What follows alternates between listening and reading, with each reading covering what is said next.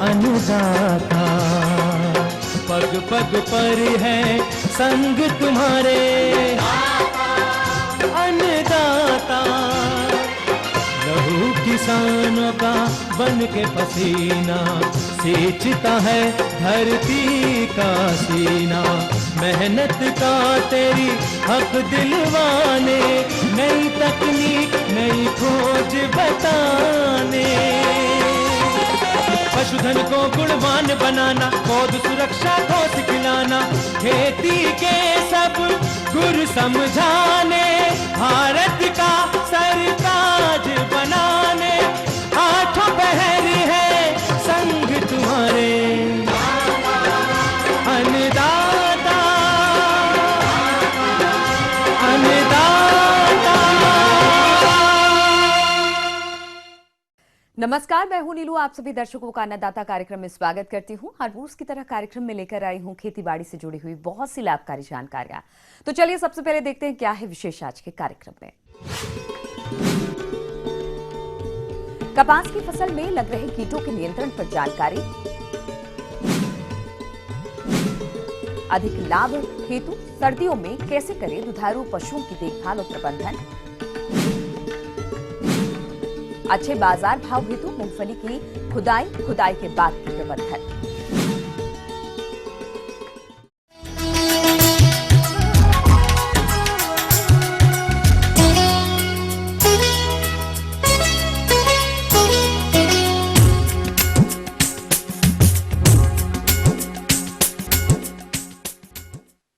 भारत में सफेद सोने के रूप में मशहूर कपास की खेती हमारे राज्य के निमाड़ अंचल में बड़े एरिया में किसान भाई कर रहे हैं और वर्तमान में यह फसल फूल पुड़ी और डेंडू बनने की अवस्था पर है।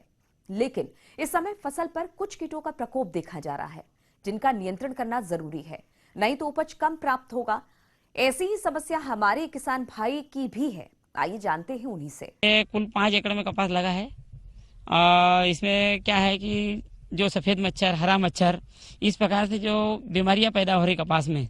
पिछले जो रिजल्ट थे बोलगार्ड के, वो 11 कुंटल से 12 कुंटल प्रति एकड़ पैदा होता था। लेकिन आने वाले समय में ऐसी कंडीशन हो गई है पिछले 2 सालों से कि उत्पादन 2 कुंटल से 2.5 कुंटल प्रति एकड़ रह गया है। इन किसान भाइयों की कपास की फसल में हो रहे कीटों के प्रकोप की समस्या को ध्यान में रखते हुए हमारे संवाददाता ने संपर्क किया बीएम कृषि महाविद्यालय खंडवा के कृषि वैज्ञानिक डॉक्टर सतीश परसाई से। तो उन्होंने इसके नियंत्रण के बारे में कुछ इस तरह से बताया, आइए जानते हैं उन्हीं से। कपास की फसल इस समय फूलपुड़ी और घेटे की अवस्था में है और इस समय मुख्य रूप से चूंकि प्रदेश भर में हमारे किसान जो हैं बीटी कपास लगाते हैं और बीटी कपास में रस चूसने वाले कीड़ों की समस्या सामान्य रूप से आती है। किसान भाइयों, कपास की फसल में कई तरह के रस चूसक कीटों का प्रकोप होता है, जिसके कारण कपास के पौधे अपना भोजन नहीं बना पाते और फसल कमजोर होने से उत्पादन में कमी आ जाती है। तो आप किस तरह से करें इन कीटों की पहचान, आइए जानते हैं। रस चूसने वाले कीटों में इस समय जो कीट प्रमुख रूप से दिखाई दे रहे हैं उनमें हरा मच्छर या फुदका के नाम से जिसे किसान भाई जानते हैं वो कीट दिख रहा है और इसके अतिरिक्त सफेद मक्खी का प्रकोप भी खेतों में इस समय काफी दिखाई दे रहा है।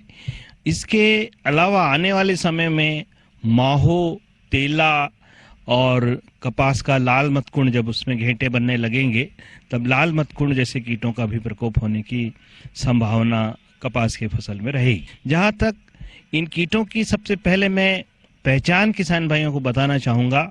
हरा मच्छर किसान भाई जानते होंगे बहुत ही चंचल प्रकृति का कीट होता है, आकार में अत्यंत छोटा होता है और सबसे महत्वपूर्ण पहचान जो है हरा मच्छर की ये है कि ये पौधे की सतह पर या पत्तियों पर जहां भी ये मिलता है वो तिरछा भागता हुआ दिखाई देता है।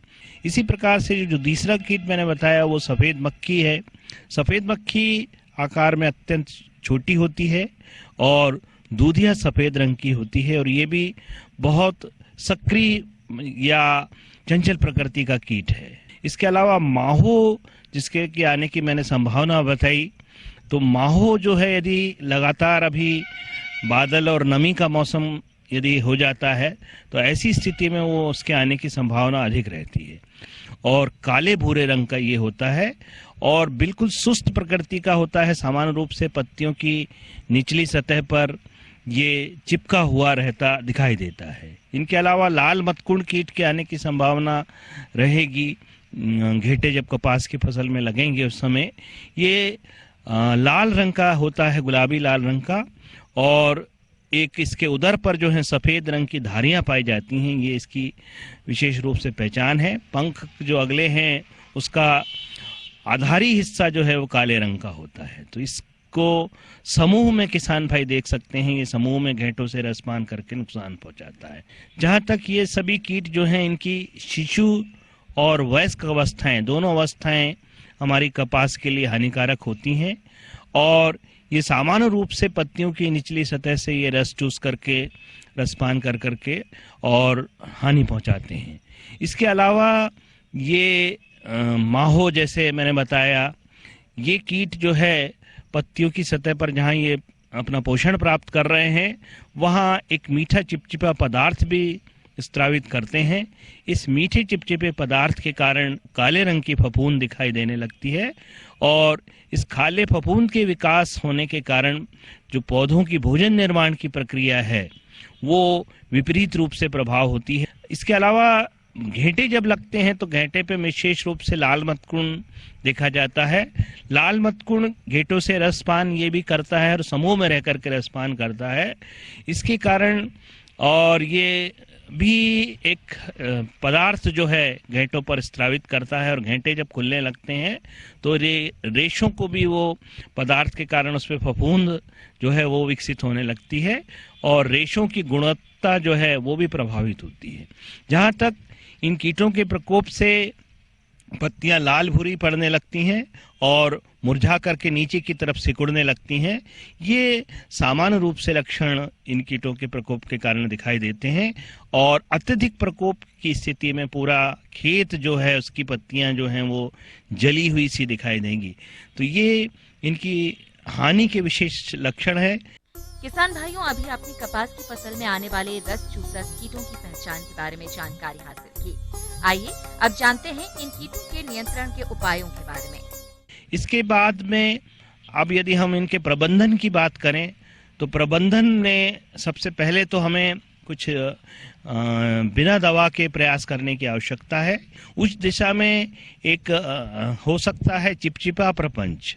किसान भाई खेत में जगह जगह पर चिपचिपा प्रपंच जो है वो स्थापित कर दें, तो इससे जो उड़ने वाली अवस्थाएं हैं, उसकी पंख वाली अवस्थाएं, ये उसमें चिपचिपे प्रपंच में चिपकेंगी और आगे का जो प्रकोप है उसमें रोक लगेगी। इसी प्रकार से किसान भाई आरंभिक प्रकोप की स्थिति में नीम का तेल जो है उसका उपयोग कर सकते हैं। नीम तेल का 5 मिलीलीटर 1 लीटर के अनुपात में घोल बना करके छिड़काव की अनुशंसा करते हैं।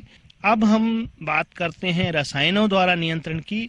तो जहाँ तक रसायनों द्वारा नियंत्रण की बात है, हम सर्वांगी कीटनाशकों का उपयोग करके इन कीटों का आसानी से नियंत्रण कर सकते हैं।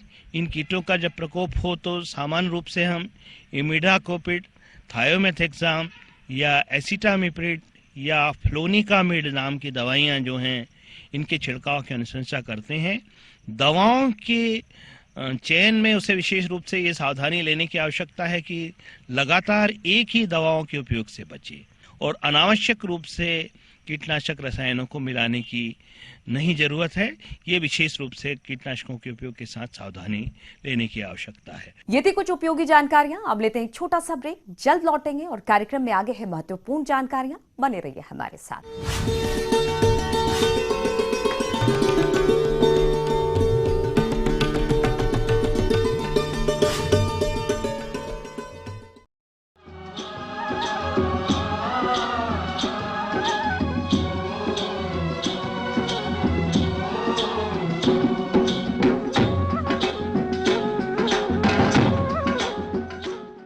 ब्रेक के बाद एक बार फिर से आप सभी दर्शकों का अन्नदाता कार्यक्रम में स्वागत है। बढ़ते हैं अगली प्रस्तुति की ओर।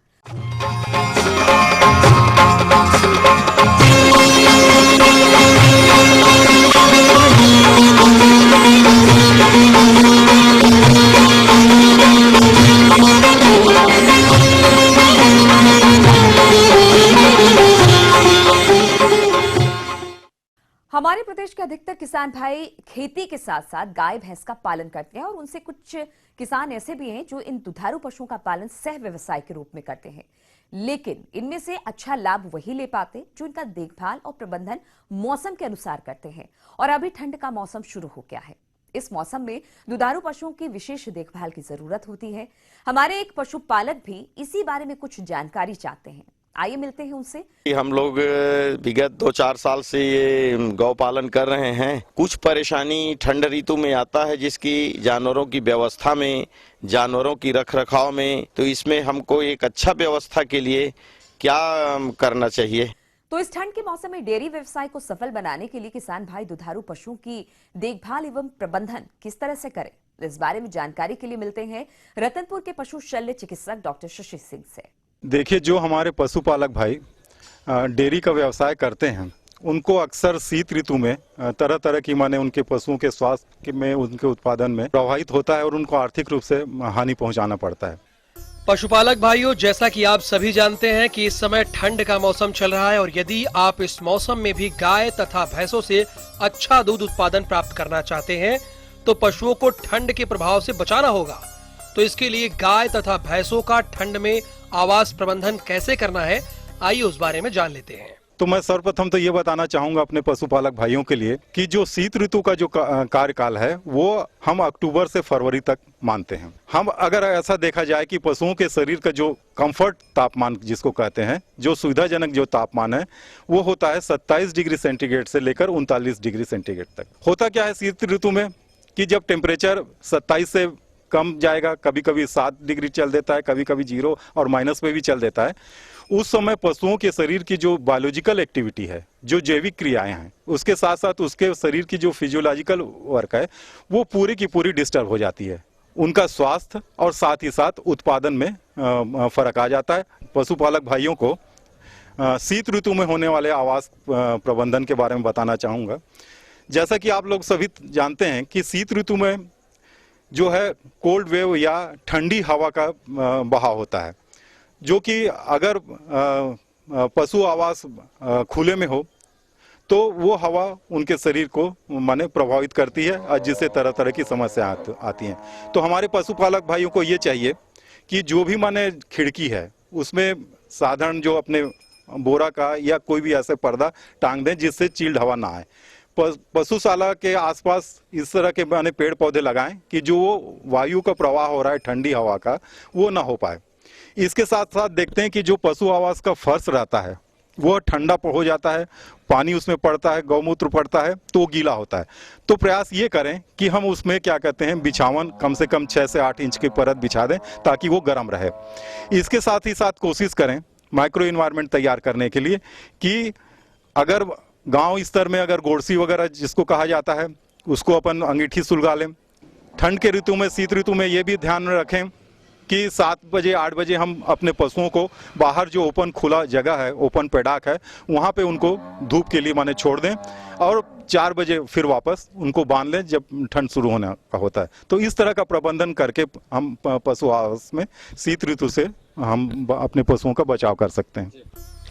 किसान भाइयों, अभी आपने ठंड के मौसम में गाय और भैंसों के आवास के प्रबंधन के बारे में जानकारी हासिल की। इसके अलावा इन गाय तथा भैंसों का आहार प्रबंधन किस तरह से करना है, इसकी जानकारी कुछ इस तरह से है। पशु आवास के साथ साथ जो दूसरी महत्वपूर्ण जानकारी है वो है पशु आहार के बारे में। हम अक्सर देखते हैं कि शीत ऋतु में जो दूध उत्पादन होता है उसकी गुणवत्ता प्रभावित होती है। हम अक्सर देखते हैं कि शीत ऋतु में जो पशु है वो कांपने लगता है। कांपने से होता क्या है, पशु अपने शरीर को कांप के अपने शरीर के तापमान को बनाए रखने की एक स्वाभाविक प्रक्रिया है। बाकी कांपने में क्या होता है कि उसके शरीर से ऊर्जा का क्षय होता है। तो जब ये ऊर्जा का क्षय हो रहा है, चीज करें कि वो ऊर्जा का जो क्षय हो रहा है वो उसको कंपनसेट या उसको भरपाई कर सके। इसके लिए हम क्या करते हैं कि कॉन्सेंट्रेट की मात्रा, जिसमें विशेष रूप से खली की मात्रा, वो प्रति पशु 0.8% पशु शरीर भार के अनुसार उसको बढ़ा देते हैं। बढ़ाते हैं तो जैसे खली है वो एक एनर्जी का अच्छा सोर्स है। इसके अलावा पशुओं को प्रतिदिन कम से कम 40 से 50 ग्राम अगर हम गुड़ खिलाएं, वो भी एक एनर्जी का सोर्स है। इसके साथ गुड़ मेथी भी अगर खिलाते जाएं तो ये गर्म पशुओं के शरीर को रखता है। तो इस तरह हम पशु आहार का अच्छा प्रबंधन कर सकते हैं। अक्सर ये भी देखा गया है कि दूध देने वाले जो पशु रहते हैं पानी कितना पी रहा है। होता क्या है कि शीतकाल में जब पानी ठंडा हो जाता है और अगर हमारे डेयरी पालक भाई पानी दे दिए, वो पानी ठंडा है, तो पशु चाहते हुए भी वो पानी नहीं पी पाता। इससे उसके शरीर में पानी की कमी होती है। हम कोशिश करें कि थोड़ा सा ताज़ा पानी जो पशु के शरीर के तापमान के बराबर हो, और अगर जरूरत पड़े तो उसको थोड़ा सा कुनकुना कर लें, और दिन में कम से कम 4 बार उनको पीने को साफ ताज़ा स्वच्छ पानी हम दें। तो इससे जो दूध की कमी हो रही है वो नहीं हो पाती और दूध उत्पादन बना रहता है। पशुपालक भाइयों, ठंड के मौसम में गाय तथा भैंसों में निमोनिया बीमारी आने की संभावना बनी रहती है। तो आप अपने जानवरों को इस बीमारी से कैसे बचाएं, उस बारे में भी जान लेते हैं। गौ पालन का कार्य करते हैं, उनको शीत ऋतु में तरह तरह की अपने पशुओं की बीमारी की समस्याओं का सामना करना पड़ता है, जिसमें मुख्य रूप से बीमारी है जो निमोनिया है, जिसे सर्दी बुखार कहते हैं। यह हमारे पशु आवास व्यवस्था के कुप्रबंधन के कारण होता है। छोटे जो बछड़े हैं, पड़वा हैं, पड़िया हैं, उनको कम से कम 6 से 8 इंच का पुआल का पैरा का परत बिछाकर उसको ऊपर बैठाया जाए, और उनको जरूरत पड़े तो कम से कम उनको बोरे के पट्टे से ढक दिया जाए, ताकि उनके शरीर में तापमान बढ़िया बना रहे। उसको माने अधिक से अधिक, माने जैसा कि बताया कि खली वगैरह या गुड़ वगैरह या मेथी वगैरह उसको मिश्रित करके देना चाहिए, ताकि वो अधिक से अधिक खा सके, और हरा चारा भी पर्याप्त मात्रा में देना चाहिए।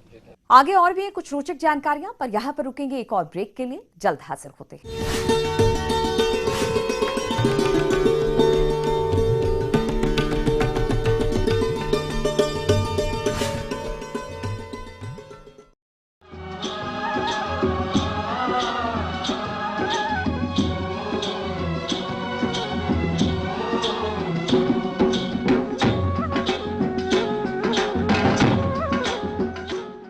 ब्रेक के बाद आप सभी दर्शकों का स्वागत है।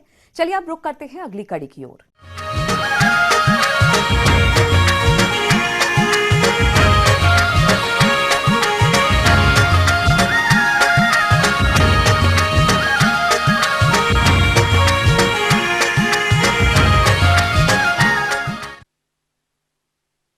हमारे प्रदेश के जिन किसान भाइयों ने मूंगफली की बुआई समय से की थी, उनकी फसल पककर खुदाई के लिए तैयार है। लेकिन किसानों को चाहिए कि मौसम में हो रहे बदलाव के चलते इसकी खुदाई और मड़ाई के समय कुछ विशेष बातों का ध्यान रखें, तभी आपको उपज का अच्छा बाजार भाव मिलेगा। तो मूंगफली की उपज का अच्छा बाजार भाव लेने के लिए इसकी खुदाई एवं मड़ाई किस तरह से करें, इस बारे में जानकारी दे रहे हैं एक कृषि वैज्ञानिक डॉक्टर रणवीर सिंह। तो मूंगफली की खुदाई का समय आ गया है, तो खुदाई करते समय किसानों को तो कुछ ज़रूरी बातें हैं, उनका ध्यान रखना चाहिए। तो ये यदि उनकी खुदाई अपन टाइम पे नहीं करेंगे तो खेत में उग जाती हैं। तो इनमें अपने को टाइम पे खुदाई करना बहुत ही ज़रूरी है। इसमें सारी मूंगफली एक साथ पकती हैं, लेकिन जो फैलने वाली विस्तारी और अर्धविस्तारी किस्में हैं उनमें 70% के करीब ही मूंगफली एक साथ पकती हैं। तो इसके लिए अपन किसान भाई क्या करें कि मूंगफली का पेड़ को उखाड़ें और उसके अंदर देखें, जब 70% मूंगफली पक गई हैं, पत्तियां पीली पड़ने लग गई, तो वो समय आप मूंगफली की खुदाई कर सकते हैं। किसान भाइयों, मूंगफली की खुदाई करते समय आप किन किन बातों का ध्यान रखें ताकि मूंगफली जमीन में टूट कर रहे नहीं और आपको किसी प्रकार का नुकसान भी ना हो। जो फैलने वाली किस्में हैं वो जमीन में मूंगफली रह जाती हैं, इसलिए उसको क्या उखाड़ने से पहले अपने को थोड़ा सा 15-20 मिनट के लिए फुहारा चला लें। इसके 2 तरीके हैं। एक तो ये है कि अपन पेड़ को ऊपर से पकड़ के खींचेंगे तो और इकट्ठा करते जाएं, छोटी ढेरियां बनाते जाएं। दूसरा, आप ट्रैक्टर से ब्लेड लगा के उसको खेत में चलाएं और फिर उनकी छोटी छोटी ढेरियां बनाएं। उन ढेरियों को आप 2-3 दिन तक खेत में सूखने दें, और जब अच्छी तरह सूख जाए तब उसको थ्रेशर से आपको निकालने हैं। यदि आपने इसको बड़े ढेर बना दिए और गिल्ली आपने थ्रेशर से निकाल ली तो उसके अंदर एक फंगस लग जाती है जिसको अफ्लाटॉक्सिन कहते हैं। इससे मूंगफली का टेस्ट कड़ा हो जाता है, इसलिए ऐसी मूंगफली की कीमत कम आती है, मार्केट में कम होगी। पर हमेशा मूंगफली को थ्रेशर से निकालने के बाद में भी छाया में उनको सुखाना चाहिए।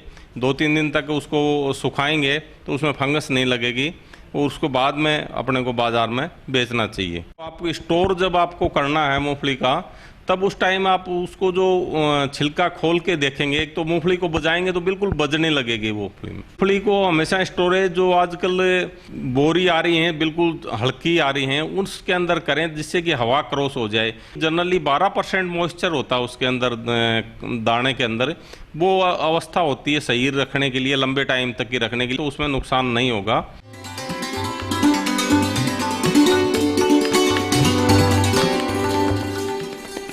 जॉन डियर अन्नदाता हेल्पलाइन निशुल्क फोन संपर्क सेवा के माध्यम से आपके द्वारा पूछे गए प्रश्नों में से 1 या 2 महत्वपूर्ण प्रश्नों को हम अपने कार्यक्रम में शामिल करते हैं और इसी के तहत आज का चयनित प्रश्न और उसका जवाब इस प्रकार है। अन्नदाता निशुल्क फोन संपर्क सेवा के माध्यम से पूछे गए प्रश्नों में से आज हमने जिस प्रश्न को कार्यक्रम में शामिल किया है उससे पूछा है ग्राम मणिपुरा, जिला ग्वालियर के कृषक हरीश तोमर ने। यह गाजर की वैज्ञानिक बुआई तकनीक के बारे में जानकारी चाहते हैं। तो हरीश तोमर जी, आपकी जानकारी हेतु प्रस्तुत है कार्यक्रम का यह अंश।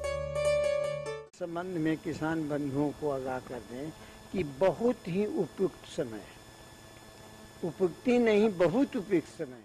प्रदेश के जो किसान भाई गाजर की बुआई करने जा रहे हैं तो उन्हें जरूरी है कि गाजर की क्षेत्र के अनुसार अधिक उपज देने वाली उन्नत किस्मों का चुनाव करें। तो इसके लिए कौन कौन सी है किस्में, आइए जानते हैं।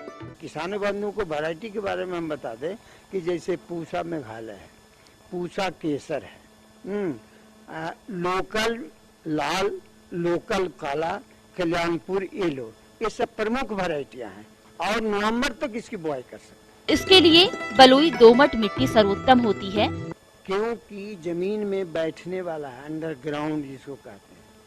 तो जितनी हल्की या जितनी गहरी मिट्टी हल्की होगी, हल्की एंड गहरी हल्की मिट्टी होगी, उतने ही गाजर का फैलाव, गाजर की उत्पादन उतना ही बढ़ेगा। बुआई के समय मिट्टी तैयार होने के टाइम में आप कंपोस्ट वगैरह का इलाज कर दें।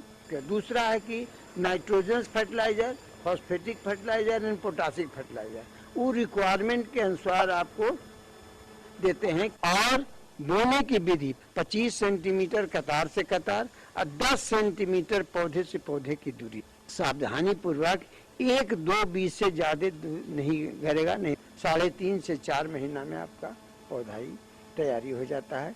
अब आइए कल दिखाए जाने वाले कार्यक्रम की मुख्य झलकियां दिखाते हैं। अधिक उपज हेतु गेहूं की वैज्ञानिक तकनीकी से खेती पर जानकारी। मौसम पूर्वानुमान रिपोर्ट के आधार पर प्रदेश के किसानों को कृषि सलाह। हम ये उम्मीद करते हैं कि आज का कार्यक्रम आप सभी दर्शकों के लिए उपयोगी रहा होगा। किसान भाइयों, अन्नदाता आपकी सेवा के लिए संकल्परत है। कृषि संबंधित समस्या एवं सुझावों के लिए आप हमें इस पते पर संपर्क कर सकते हैं। प्रोड्यूसर अन्नदाता, ETV Madhya Pradesh Chhattisgarh, Ramoji film city Hyderabad 501512। साथ ही आप हमें ईमेल भी कर सकते हैं। हमारा ईमेल है annadatamp@etv.co.in। इसके अतिरिक्त आप हमें जॉन डियर निशुल्क हेल्पलाइन नंबर 180041921555 पर सोमवार से शनिवार सुबह 10 से शाम 4 बजे के बीच संपर्क कर सकते हैं। फिलहाल अन्नदाता की पूरी टीम को इजाजत दीजिए। कल फिर इसी समय आपसे मुलाकात होगी कृषि संबंधित कुछ और महत्वपूर्ण जानकारियों के साथ। तब तक के लिए नमस्कार।